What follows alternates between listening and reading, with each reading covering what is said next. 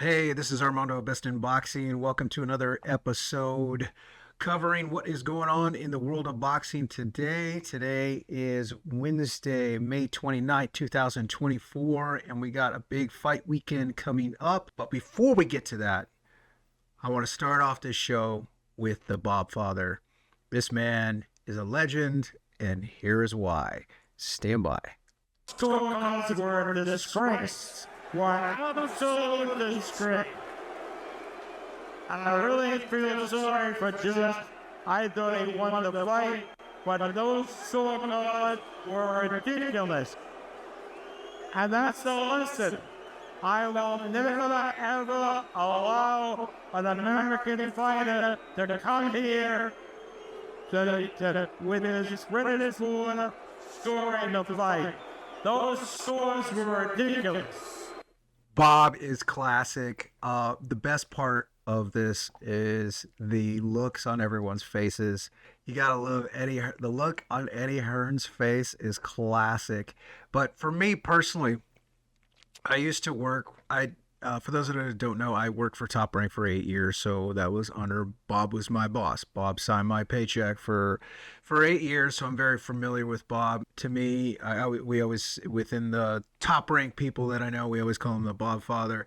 Bob's classic. He's a super intelligent man. He could even at his age, he can run circles around the best of them, intelligence off the chart, and he can go from zero to angry in a second. It is crazy to see. If you've ever seen it back in the day, I heard he was even worse.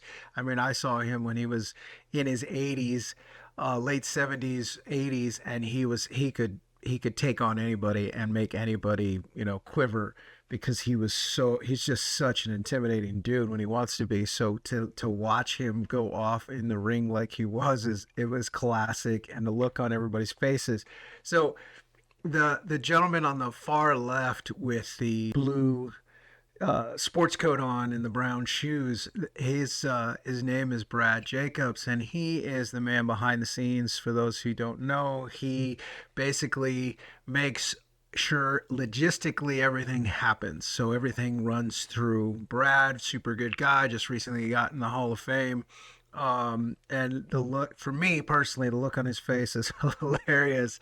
This one is like, this is classic Brad. Like, oh God, what is Bob doing?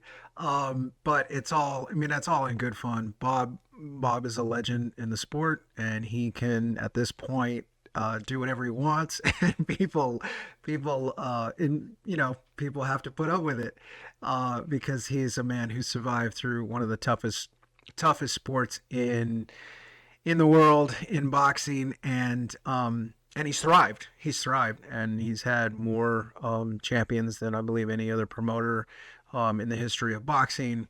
And the fact that the Zone had the balls to give Bob the mic is classic. And this is what you get when Bob is pissed. So yeah, that's how we'll start off this one. But it was I was cracking up when I saw this video, because this is total Bob. If you don't know Bob, this is Bob.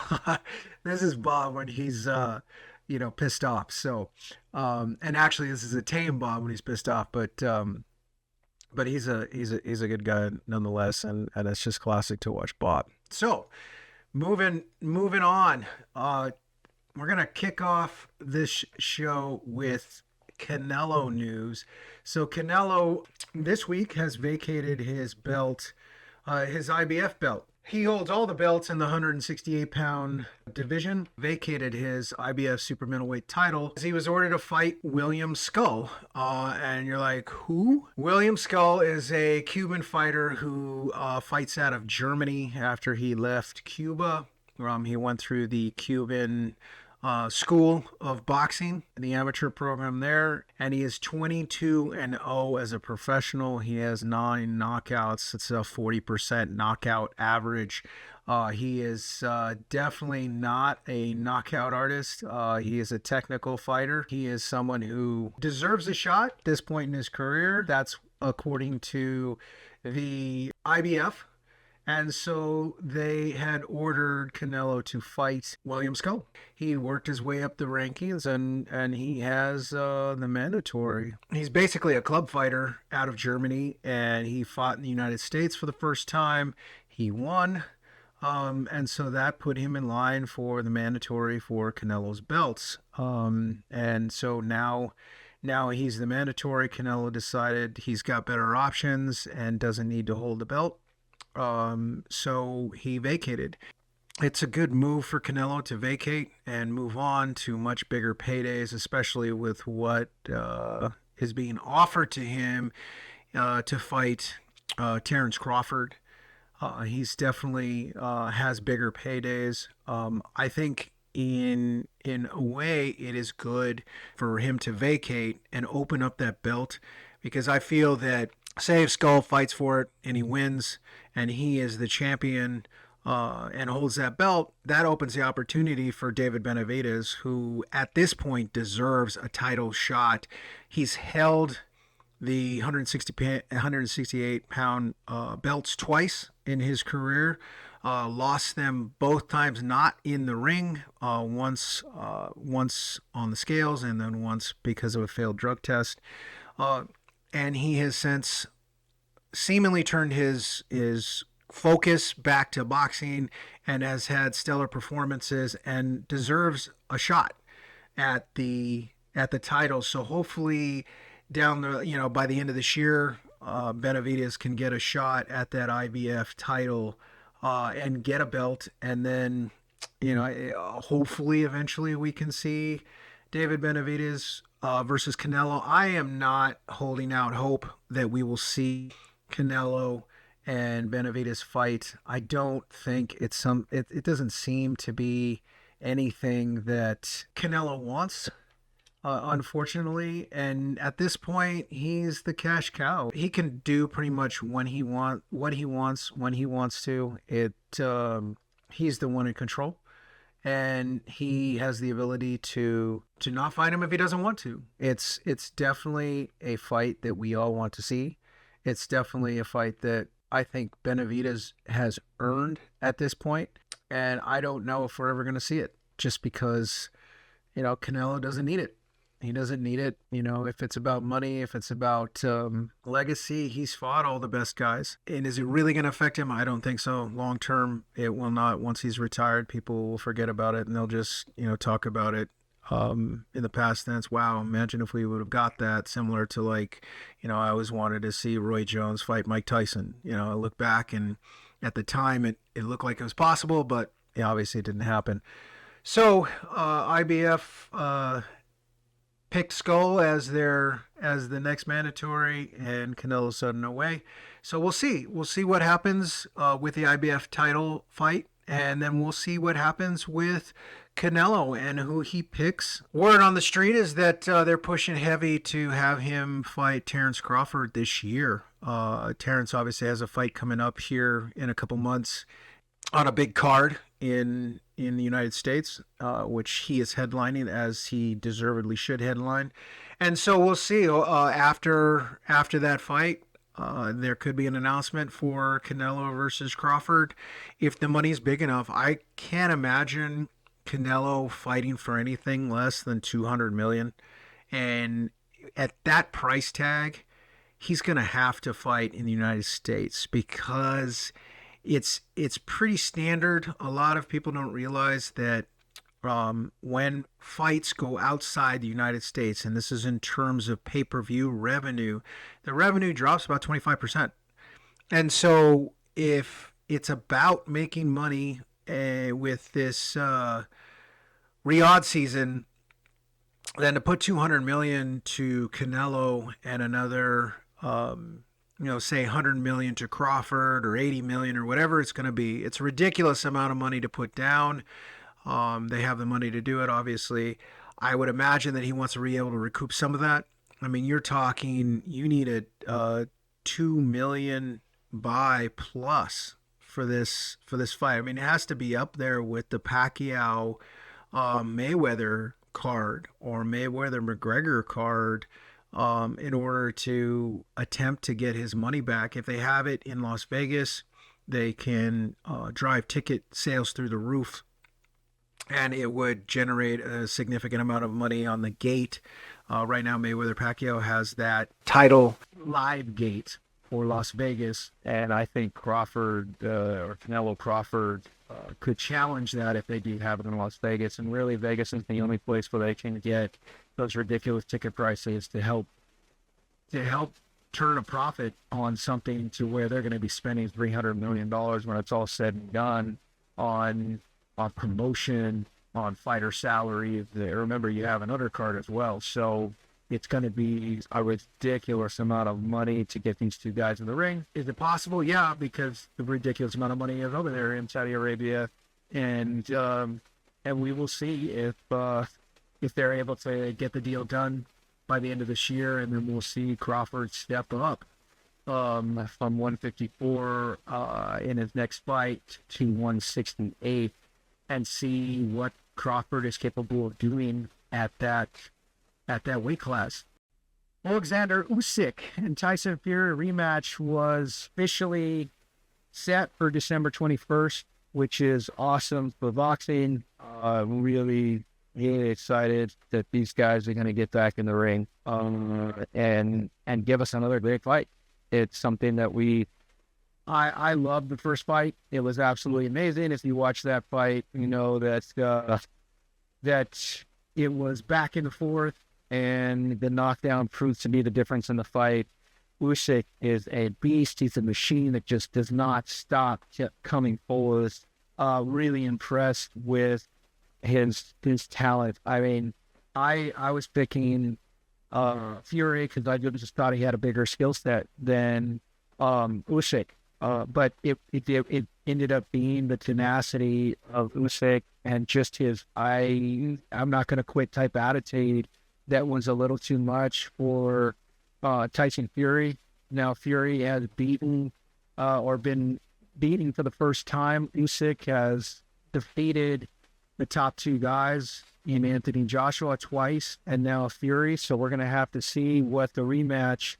And Fury, let's see if he can push it to a rubber match and get it tied. So one hang up with the fight, and I could see both sides of the argument. Basically, the IBF has plans on stripping Usyk of the title to allow Daniel Dubois to fight for that title, as he has been the mandatory and has stepped away for 2 years waiting for that belt, or to fight for that belt. The winner of Usyk Fury was supposed to fight Dubois next.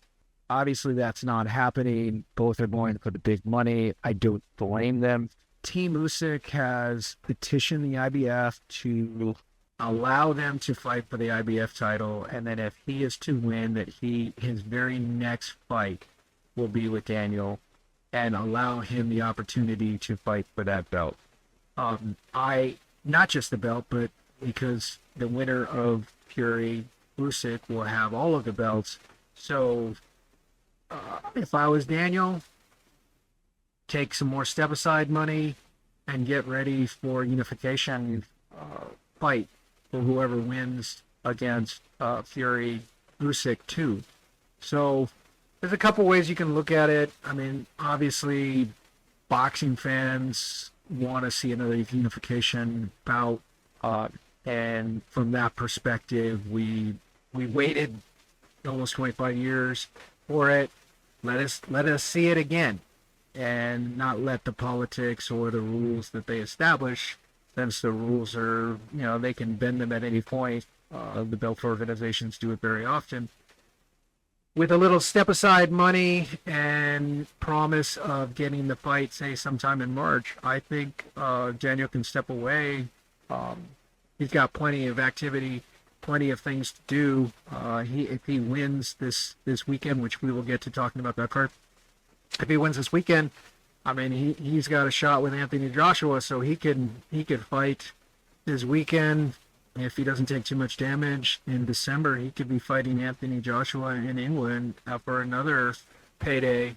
and then if he beats Joshua, go ahead and take on Usyk for unification. So there is a path there to bigger money and to bigger success for him should he decide to take it.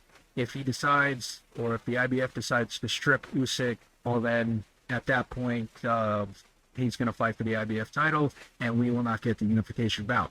So it makes it tough for all of us to see that we are going to potentially have the rematch without the IBF title on the line, because Daniel is going to be fighting for it instead. So that's it for the news. There's a lot more news, but I want to keep this under a certain amount of time. So what I would like to quickly go over is the boxing schedule, and then we will go from that to talking about June 1st coming up here. We have the 5v5 tournament or fight night. That's going to be pretty. It's a pretty impressive card. I actually can't wait for the fights. It's gonna be pretty big. That being said, I'm gonna use ESPN's boxing schedule. I like the way they break it down. There's a bunch of other boxing schedules out there. This is just information. I'm partial to not promoting ESPN. I like the format in which they do it. It makes it easy, especially for showing it on a video. So the highlights coming up June 1st, Riyadh, Saudi Arabia, Deontay Wilder versus Shang. There is a bunch of fights on that card that we will go over. I'll get to that coming up after I do all the highlights here. June 15th, Las Vegas on Amazon Prime. Should be interesting. Gervonta Davis versus Frank Martin, 12 rounds for Davis's WBA lightweight title. We will talk about that as we get closer to that fight. In Glendale, Arizona, the fight that I think all boxing fans are looking forward to is Juan Francisco Estrada versus Jesse Bam Rodriguez, 12 rounds for Estrada's WBC junior bantamweight title. Bam is a force at his young age, and Estrada is the aging warrior, but a ton of experience against this young, hungry lion. It's going to be fun. I cannot wait for this fight. June 29th, that'll be on the Zone. July 6th in Newark, New Jersey, ESPN Plus. Shakur Stevenson is going to be fighting Artem Rotman. 12 rounds for Stevenson's WBC lightweight title. The interesting thing about that fight is that it will be Shakur's last fight under the current top rank contract. I can see him doing many more deals with Top Rank, possibly as a free agent, possibly as a signed fighter, depending on how much money they want to put his direction. Top Rank's got deep pockets, and they can secure fights for Shakur because they have a lot of the belts. A lot of their fighters have the belts at the 135-pound and 140-pound division. So you're going to have to go to Top Rank at some point, and I can't see Shakur not dealing with them because there's so many fights to be had with fighters that have their belts. So he's under good management. They're more than likely going to strike the best deal possible. I know that a lot of people want to see Shakur get back on track, especially after his last fight. Wasn't the most crowd pleasing, so hopefully he can get back on track here and give the fans a show. And then we'll have to wait and see exactly what that's going to look like for him going forward. He's at a crossroads in terms of his contract, and obviously he wants to get the most money for him, so more power to him.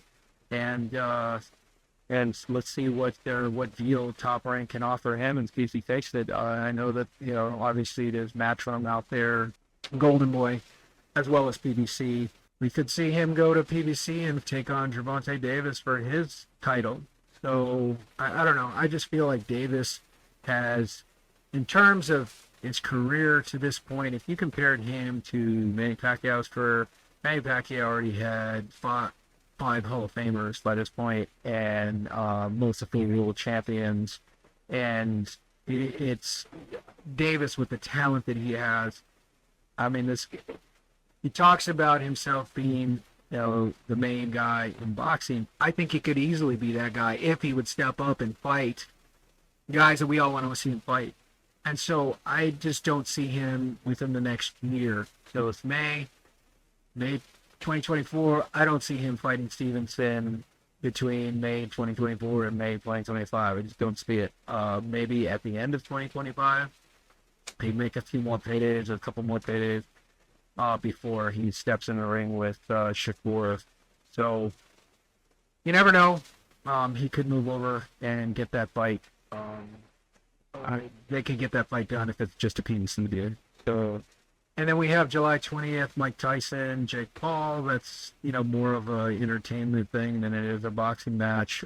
Jake Paul doing his thing over there. It's more entertainment than anything. And more interesting to me is that it's on Netflix, and Netflix is making another foray into live sports. With their deep pockets, they could make some moves in boxing if they wanted to. So, and then August 3rd, which is the Terrence Crawford title fight, is part of Riyadh season, which has a ton of fights on it. And Crawford steps back in the ring for the WBA regular middleweight title. And that's a big fight card. And we'll talk further about that fight card as we get closer. Anyway, there's a lot of great fights on that. And then December 21st, obviously that made the ESPN site already. Usyk Fury. So this weekend coming up, there are a lot of fights that could easily all be on their own cards. Over in Saudi Arabia, if you're watching boxing stuff, you can see all the events that are going on over there. It's 5 versus 5, Queensberry versus Matchroom. It's an interesting concept. I like it. Basically, Eddie picked 5 guys. Frank Warren picked 5 guys to fight each other. And there's a point system to declare who is the best promoter between the two. And so there was captain's name, Amash Sharif's the captain, as well as Deontay Wilder. Deontay enemies for Matchroom, ironically, which is actually kind of clean to see how those teams are made up and are now working together. It's to represent this 5v5 tournament or fight night that they're doing. There's actually, like I said, all of these fights are individual fights of their own that could happen on their own fight nights. Starting off the card, there's actually 6 fights, but the first one is Willie Hutchinson, Craig Richardson, for the vacant WBC Silver Lightweight Heavyweight Championship. The first of the 5v5 tournament, which is part of the point scoring being the greatest promoter for the night, is Raymond Ford versus Nick Ball. Nick Ball, if he wins this, will be up for a unification fight, so big things ahead. It should be interesting. It's for the WBA World Featherweight Championship, and this is possible fight of the night. If you don't want to miss this one, it starts in the United States at 2 p.m. Eastern, 11 a.m. Pacific time. And so, if you're a little late, you definitely want to tune in before this fight goes, because it's going to be I have a feeling it's going to be an all-out war. It may not go the distance, but it's going to be fun while it lasts. Next up would be Bivol. Obviously, we all wanted to see him fight Better Beef. That would have made this card even bigger, because that is a fight we have all been wanting, an efficient fight between those two for a very long time. Denard stepped up. And Bivol, it's always good to see him in action. He's a tactician. He's a fabulous boxer. Great ring IQ. Just does everything well. He's just a solid fighter. That's why we want to see him fight against Better Beef, who is just an animal, like savage in the ring. And to see someone like Bivol, who has an amazing ring intelligence, go up against Better Beef, who knocks everyone out. He's just aggressive, and Bivol's style with his amazing jab, everything works off the jab, and his timing can that timing and that jab keep Better Beef at bay. Hopefully we get that by the end of the year, sometime in December, maybe November. Hopefully we get a little sooner. And that way we can get back-to-back months of just amazing fights at the end of the year. Charisse is the captain for Queensberry, and he's fighting Austin Williams, the WBC Silver, and the final eliminator for the WBC World Middleweight. This will be a fun fight. It should be interesting. Both guys are solid fighters, and it should be another fun fight. Obviously, the main event is the most interesting for me. I'm a big heavyweight fan. Before that, you get Daniel Dubois, who has speed, power, good boxing IQ, young guy, 26. He stepped up in his last fight and beat Big Baby Miller and looked really good doing it. He got knocked out by Usyk before that. There's no shame in that. Usyk is an amazing, obviously one of the best of this generation, and so he's a young guy. He's been really managed well by Fight Warren. The sky's the limit. Watched an interview between Frank and Eddie, and the winner of this fight has the potential to face Anthony Joshua in England. So it's opened up a potential another big fight for both gentlemen. It's a fun, things they didn't. And so you also have the favorite in the fight, Philip Harkovic, and he is 31 years old. He's a Croatian fighter, amazing amateur career. Spent a lot of time in the amateur, so he doesn't have a ton of fights in the professional range. He's 17. He's 17-0. He actually won a controversial decision against Doms. He should be the favorite. He's nothing. He's ranked number 5 in the heavyweight division, above Dubois, and so it should be his to lose. We'll see if Dubois show what he did against Miller and be able to dominate an older fighter, but extremely good fighter in Harkovic. Let's see if his ranking at number 5 is warranted, because he is definitely definitely a good fighter at number 5 in the division with a lot of good fighters in that division. And this one will be for the IBF interim world heavyweight title.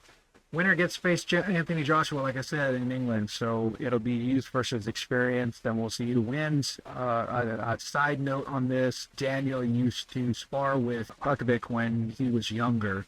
So does that mean anything? I mean, they've seen each other. They're comfortable with each other. Obviously, they both change over time and get better as they spar and have more fights in the ring. So it should be interesting. There shouldn't be much of a feeling out process, so I have a feeling that fight they'll go at it quick and with the heavyweight division. I don't see it going the distance. I don't know who's going to knock out who, but I don't see it going the distance. For the final fight, for the 5th fight of the night, we get to see the return of Deontay Wilder. He did not look good in his last fight against Barker at all. He has been bragging online as the build-up to against Shavy Sean. He's been bragging that he's got his killer back, and he has been in the gym working out nonstop. He looks in great shape. We'll see. I mean, none of us watched Deontay's first boxing skills. It was all because he has just the most insane knockout power that we've seen probably since Mike Tyson. I mean, just the one punch knockout power in the heavyweight division. He's up there with some of the best of all time in terms of knockout power. That being said, his boxing has always been suspect. His ability to box and move around, that wasn't where his strengths were. He started late, and he learned on the job. And so he was able to get into the Olympics, and he won a bronze medal. And obviously that's a different name than Bob Arum. And so it should be interesting. He's getting older. And he's going to fight Zhilei, who's 40, another big puncher. So you have 2 of the biggest punchers in boxing. You have Zhilei, who is 6'6", 256 pounds, at least into his last weigh-in, and Wilder 6'7", 214 pounds. So obviously Zhilei, he's got him in weight, but Wilder's got him in height. And so it should be interesting to see what Wilder comes out. Zhilei his punch, if you ever watch highlight reels of his knockout, the man just puts all of his weight behind his punches, and that's they don't even look. Some of the punches don't even look like they should have knocked someone down, but he's got so much weight behind his punches that he floors that. And so I'm curious to see how much of Deontay's chin is left after his 3 fights to Fury. Getting the crap beat out of him like he did in the last 2 fights. That those type of fights are career ending. They change fighters. I believe that's why Wilder is so much talking about. He's got that killer back. If I was to pick someone in the fight, I would pick Zhilei. I hope I'm wrong because I am an American. I'm rooting for the American. I want to see Deontay Wilder win. I would love to see him win, and then I want to see him fight Anthony Joshua. I would love to see him beat Anthony Joshua. I have met and worked with Wilder. He's a very nice guy, super nice guy. When I was a producer with Fox Sports, I had the opportunity to cover a couple of his fights as well as and Fury fights, and just as a producer, I get to work with the fighters, get them to where they need to go to get their interviews and stuff like that. And him and his crew all of them were just super nice guys. So I'm waiting for Wilder. I want to see Wilder come out ahead. I just feel that the Fury fights took a lot out of him, and it showed up against in his last fight. So I think it's a long shot for him because I think he is done. I hope I'm wrong. I really hope I'm wrong. I want to see him. I want to see him win, and I'll be waiting for him on Saturday. Couldn't be pulling this out. So again, I mentioned it earlier, but I will say it again. Fights start at 2 p.m. Eastern Time in the United States, 11 a.m. Pacific Time. I'm in the Pacific Time Zone. I will be up early. I will be watching this fight. I cannot order these fights. Again, it's a stacked card. I love the fact that we're getting these type of fight cards. This is like reminiscent going back to when Don King was doing, 5 world title fights in a fight night. This is at that level. And so it should be like just one great fight after another. This is the competition that we've been wanting. So as fight fans fight fans have been complaining for years that we're not getting the fights we want. Well, please support, buy the pay-per-view. Do not pirate it. Buy the pay-per-view so that we can generate more revenue for the sport and let's put our money behind the fights that we are getting right now because we're getting great fight. So that being said, like, subscribe. Thank you guys for listening this long. If you have, I appreciate it. I really do. I will have a lot more to come. I have an explainer video of who I am that I'm working on and why I'm doing this and the purpose of all this that you'll be coming out soon. I want people to be able to watch it and see where I'm coming from. And then following that, I have a lot of videos specifically targeting fighters. I am about proliferating the sport of boxing on all levels, from the fans' perspective, from the fighter's perspective, and the business perspective. I have fortunately been blessed. They seem to work on the business end of it. I'm a huge fan since I was a child, and sitting on the couch with my dad when I was a little kid, to the fighter side and seeing what they go through and believing that fighters deserve as much money as possible once they step in there because they do put their lives on the line, and every time they step out of that ring, they step out with a little less of themselves. And I believe that every person out there should be paying for these fights. You're getting the fights that you want to see. Please pay for them. Buy the pay-per-views. Support the sport of boxing. If it's a fight that you're not interested in, don't watch it. It's just that simple. Stop the piracy. It does affect everyone down the line. It's just not a bunch of rich guys getting ripped off by fans. There is a lot of people that money feeds to support boxing. I pointed out earlier Brad Jacobs in the background of that Bob Arum. Top Rank, the events that they have at the level that they have wouldn't happen if it wasn't for a guy like Brad Jacobs. He's a working man. He's worked his way up, became a Hall of Famer, and all of that money is there to help pay for men like him, for men and women who work in the sport, who help to grow, who help organize these events.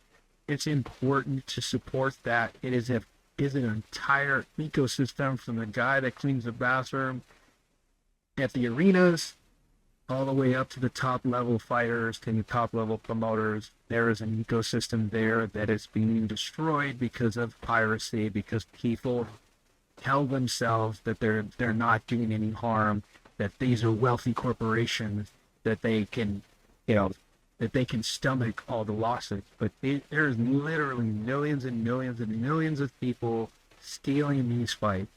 And when you add that up at $50 a pop, $60 a pop, $70, $80 a pop, that is significant money.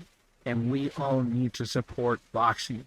Yes, it gets expensive because there's a lot of fights that you want to see right now. At the same time, if you can't afford it, it's okay to watch it on a replay at another time. But please do not steal it. It is stealing. Piracy is stealing straight up. That's just the way it is. There's no excuse around it.